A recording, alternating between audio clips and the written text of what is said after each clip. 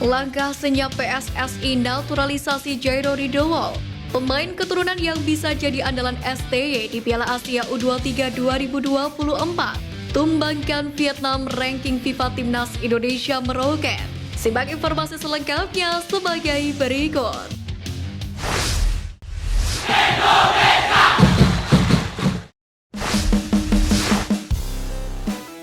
Jairo Ridowol bisa bela Timnas Indonesia, PSSI beri penjelasan.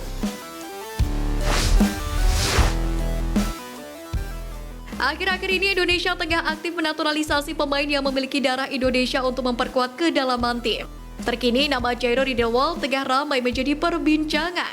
Kabar mengenai ketertarikan pemain kelahiran Belanda yang mempunyai darah Indonesia dari kakek dan neneknya yang berasal dari Manado ini bermula dari anggota Exco PSSI Hassani Abdul Ghani yang dihubungi oleh kerabat Ridowol. Gadis keturunan itu memungkinkan pemain 27 tahun ini untuk bisa membela Timnas Indonesia lewat jalur naturalisasi. Lantas bagaimana dengan status Ridowol yang pernah membela Timnas Belanda? Berdasarkan pada data transfer market di Soccerway, Ridowol memang pernah membela Timnas Belanda. Bukan hanya pada level usia, namun ex-pemain Ajax Amsterdam itu pernah bermain untuk Belanda pada level senior. Bahkan telah mengkoleksi 3 caps yang didapatnya pada 2015 silam. Meski demikian, ada aturan yang memungkinkan Ridowol bisa bermain untuk Timnas Indonesia. Pertama, caps yang didapat Ridowol bukan pada laga internasional level A seperti Piala Eropa, Piala Afrika, Piala Dunia, Piala Asia hingga Copa America.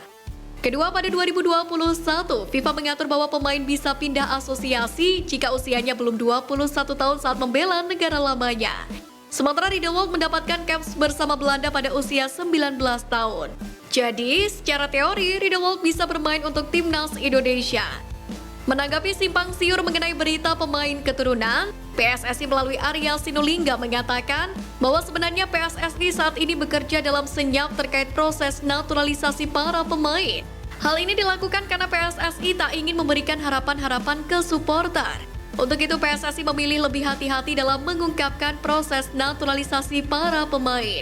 Hal ini juga termasuk soal naturalisasi dari Jairo Ridowol, yang proses naturalisasinya akan diperiksa dengan seksama dan pastinya melalui banyak pertimbangan.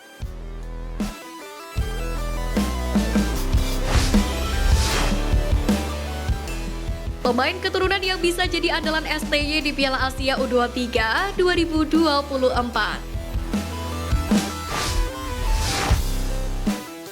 Pertama, Justin Hubner. Justin Hubner dari Wolverhampton Wanderers berpotensi menjadi andalan Timnas Indonesia U23 di Piala Asia U23 2024 setelah menjadi pilar penting dalam pertahanan skuad Garuda di Piala Asia 2023. Dengan kemampuan membaca permainan dan intercept impresif, Hubner juga serbaguna. Selain back, ia juga bermain sebagai gelandang bertahan. Pengalamannya di Piala Asia kemarin tentu menjadi modal berharga. Apalagi performa impresifnya membuat back Wolves U21 masuk ke dalam susunan tim terbaik matchday kedua Piala Asia 2023. Yang mana dalam formasi 4-4-2 yang diunggah situs resmi AFC, Hubner disandingkan dengan back Oman Ahmed Al-Khamisi di posisi back tengah. Penampilan solid yang ditunjukkan di Piala Asia 2023 pun membuatnya pantas menjadi pilihan utama Sintayong di Piala Asia U23 2024. Kedua, Ivar Jenner. Peran Jenner sebagai gelandang cukup menonjol. Selain kokoh dalam menjaga areanya, ia juga memiliki insting distribusi bola yang ciamik. Ia adalah pasangan yang solid untuk Justin Hubner. Apalagi pengalaman Jenner sebagai nahkoda di lini tengah di Piala Asia 2023 kemarin juga mendapatkan skor tinggi, utamanya saat laga melawan Jepang. Bermain sebagai gelandang bertahan, Jenner bisa jadi pemain yang paling sibuk menghalau serangan Jepang. Hal ini tak terlepas dari tugasnya yang menjadi filter pertama pertahanan Timnas Indonesia. Ia memenangi 11 dari 17 duelnya dengan pemain Jepang. Ia juga mencatatkan 2 sapuan, 1 intercept, dan 6 tackle untuk mematahkan serangan lawan. Tentu, pengalaman menghadapi tim sekaliber Jepang akan menjadi aset berharga di Piala Asia U23 mendatang. Ketiga, Rafael Struijk. Dengan kekurangan opsi di lini depan, Rafael Struijk diharapkan tetap menjadi andalan timnas Indonesia U23 di Piala Asia 2024. Meskipun bukan penyerang murni, Struijk sering dipasang sebagai ujung tombak berkat kemampuan melebar dan screening bola yang baik. Barangkali masih melekat di ingatan pecinta sepak bola tanah air debut Rafael Struijk. Ia diturunkan ST pada FIFA Matchday Juni 2023 dalam pertandingan melawan Palestina. Meskipun laga berakhir tanpa gol, Struijk pun mencuri perhatian dengan pergerakan lincah dan kecerdasannya dalam menciptakan peluang. Rafael Struijk sendiri dengan prestasi dan bakatnya menjadi sosok yang penuh harapan untuk masa depan sepak bola Indonesia. Dengan kemampuan sebagai striker false nine, pergerakannya mampu menciptakan kesulitan bagi pertahanan lawan. Maka dari itu, Rafael Struijk diharapkan tetap menjadi andalan timnas Indonesia U23 di Piala Asia 2024.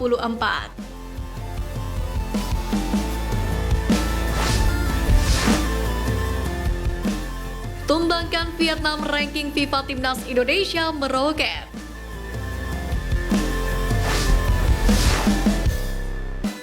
Vietnam bakal menjadi lawan Timnas Indonesia dalam 2 laga lanjutan fase grup F kualifikasi Piala Dunia 2026 pada Maret mendatang.